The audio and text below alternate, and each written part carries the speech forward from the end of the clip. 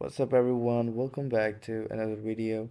In today's video I'm going to show you guys how to auto buy on your Trojan bot. To do this, the process is very simple, quick and easy. Just follow the steps I'll show you guys in this video. If you guys haven't started using this bot, I'll provide a link in the description where you can go and access this bot below this video. Now coming back to the video, in order to auto sell we will simply hit the start button, and once you hit the start button it will show you these options popping up right here. First, check your current balance, make sure you deposit some Solana in your Trojan, and once you've done that, click on this buy option right here.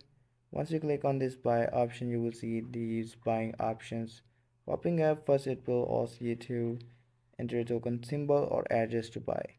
For example, here I can simply type in a token symbol. I will type hey me, click OK. It might take few seconds, so just wait.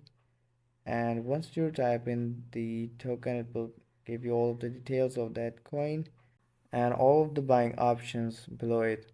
Now coming to these options, these are some of the buying presets. In order to set up a auto buy option, we will select this limit order option right here, and once you select it, it will open up this kind of menu. And what we will do now is simply select the amount of SOL that you want to buy, set up your slippage amount, and here select this price option right here. Now in order to set up an auto buy option, we will select the trigger price where this order would be executed. Click on this option to change your trigger price. You can also change it in percentages. For example, if I type 2%, it will increase the price. In this way, you can set up your trigger price according to your preference. And once you are done with that, simply go and click on this create order option and your order would be created.